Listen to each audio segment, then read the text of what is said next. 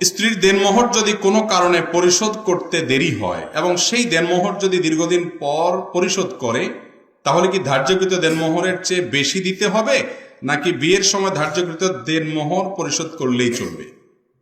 গুরুত্বপূর্ণ প্রশ্ন। দেনমোহর তো নগদ দেওয়া, এটা এখন সোনার হরিণ হয়ে গেছে আমাদের সমাজে। সবাই দেনমোহরের ক্ষেত্রে ফাঁকিঝুঁকি করে। নগদ যেটুকু লেখে কাবিননামাতে, সেখানে লেখে উসুল এত টাকা। এই উসুলের মধ্যে বহু 2 নাম্বারই হয়। বাজার করছে 50,000 টাকা, উসুল লেখে 1 লাখ টাকা। বিয়ের অনুষ্ঠান, মেয়ে পক্ষ লজ্জা শরমে কিছু বলতেও পারে না যে কোনটা কত দিয়ে কিনছেন, হিসাব দেন, ভাউচার জমা দেন, এটা বলতেও পারে না।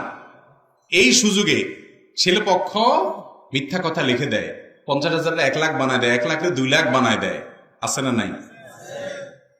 যারা এগুলো করবেন দুনিয়াতে হয়তো পার পেয়ে যাবেন, কিয়ামতের ময়দানে স্ত্রীর এই মহারণার টাকা যেটা মিথ্যা লিখেছেন সেটা পরিশোধ করতে, আর মিথ্যার জন্য আলাদা বিচারের মুখোমুখি হবে। খবরদার। এই জন্য আমাদের দেশে মেয়েদেরকে আমরা সব জায়গায় ঠকাই, সব জায়গায় ঠকাই। ইসলাম মেয়েদেরকে রানী বানিয়েছে, রানী, মর্যাদার আসনে বসিয়েছে। বিয়ের মোহরটা জীবনে তো আর দিবেন না। অনেক জামাই আছে, অনেক স্বামী আছে, এমন বখিলের বখিল, মেয়েকে পরের ঘর থেকে আনছে, বিয়ে করে সারা জীবন সংসার করে, একটু হাত খরচের টাকা দেয় না। তার তো একটু ব্যক্তিগতভাবে খরচ করার শখ আহ্লাদ আছে, তার ভাই বেরাদার আছে, মা বাপ আছে, সে তো উপার্জন করে না। আপনার সংসারের জন্য গাদা খাটনি করে জীবন শেষ করে ফেলে, আপনার ছেলে মেয়ে মানুষ করে, যেগুলো আপনার কাজের লোক নিয়ে করা লাগতো সেগুলো সব সে করে দিচ্ছে, বেচারি কোনো কিছু করতে পারে না। তাহলে আপনার উপার্জন থেকে তাকে কিছু হাত খরচের টাকা দেন, স্বাধীনভাবে কিছু খরচের সুযোগ দেন। সেইগুলো তো পরের কথা। সারা জীবনে একবার দিবেন মোহরের টাকা, সেখানেও 900 করে 10 টাকা দিয়ে বলেন উসুল 20 টাকা, আর বাকি যেগুলা বাকি সেগুলা বাকির নাম ফাঁকি। মহারণা যা ধার্য করা হয়েছে তা হুবহু পাই পাই করে হিসেব করে স্ত্রীকে বুঝিয়ে দিয়েছেন। যে সমস্ত বীর পুরুষ আছেন, হাত তোলেন। দেখছেন কয়টা বীর পুরুষ এই মজলিসে? গণা যাবে মোট 50-60টা বীর পুরুষ। আর বাকিগুলা বিয়ে করেন নাই, বেঁচে গেছেন নামে। যারা বিয়ে করেন নাই তারা তাহলে প্রতিজ্ঞা করেন, মোহরের যেই টাকা ধার্য করা হবে ওইটা আপনার স্ত্রীকে আপনি পরিশোধ করে দিবেন। দিবেন তো ইনশাআল্লাহ? নগদ দিবেন না বাকি?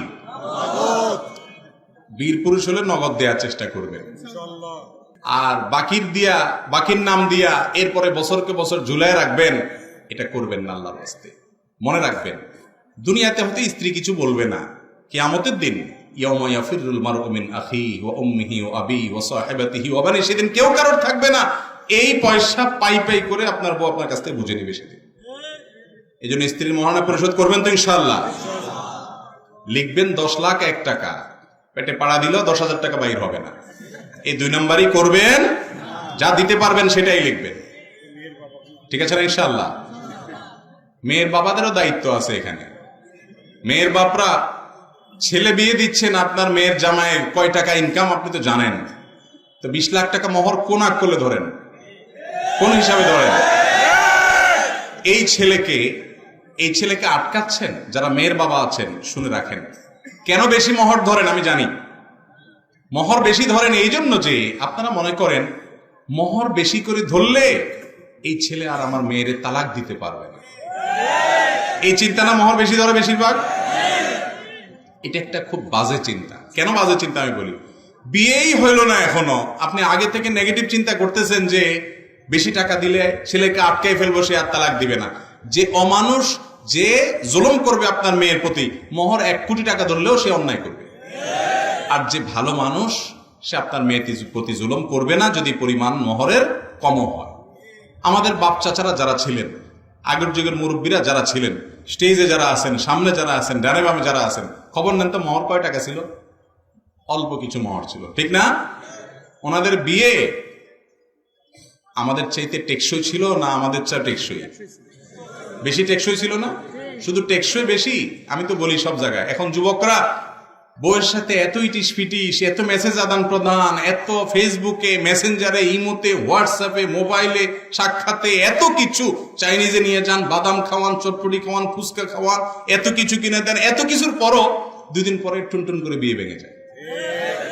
আর মুরব্বীদের জিজ্ঞেস করে দেখেন, সারা বছরে একটা শাড়ি দিতে পারে নাই, সারাদিন বউয়ের চেহারাটাও দেখতে পারে না, কারণ বউয়ের রান্না বান্না নিয়ে ব্যস্ত, আর স্বামীর কাজকাম নিয়ে ব্যস্ত। ওই রাতে একটু দেখা হয়েছে, ততক্ষণে হারিকেন সব বন্ধ হয়ে গেছে। মেসেজ আদান প্রদান তো পরের কথা, আলগা কোনো মহব্বত দেখানোর সুযোগও বউয়ের সাথে পায় নাই চাচারা, ঠিক না বেঠিক?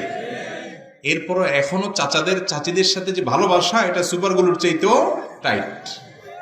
আর আপনাদের যুবকদের ভালোবাসা এখন সব মেড ইন চায়না, টুনটুন করে ভেঙে যায়, ঠিক না বেঠিক? অতএব আমাদেরকে মোহর বেশি হলেই যে বিয়ে টিকবে এমন কোনো কথা নাই। মোহর কম ধরবেন মেয়ের বাবারা, খেয়াল রাখবেন তো ইনশাআল্লাহ। ভাই আলহামদুলিল্লাহ, যে প্রশ্ন উত্তর দিয়েছিলাম সেটা প্রায় শেষের দিকে ছিল। যদি স্ত্রীর মহারণা কেউ বাকিতে রাখে এবং অনেক আগে ধার্য করা হয়েছে পরিশোধ না করে, তাহলে অনেকদিন যদি পরে পরিশোধ করে, তাহলে আগে যেটা ধার্য করা হয়েছে ওইটাই দিতে হবে, নতুন করে কিছু যোগ করা লাগবে না, যেটা ধার্য করা হয়েছে সেটা দিলেই হবে। ধার নেওয়ার মতো, যে কেউ যদি টাকা ধার নেয় তাহলে সেক্ষেত্রে মুদ্রাস্ফীতির উপরে ভিত্তি করে কম বেশ করে দিবে না, বরং যে টাকা ধার নেবে অনেক বছর পরে দিলেও সেই টাকাই পরিশোধ করবে। তাতে গ্রহীতা বাহ্যিকভাবে ক্ষতিগ্রস্ত হয়তো হচ্ছে, কিন্তু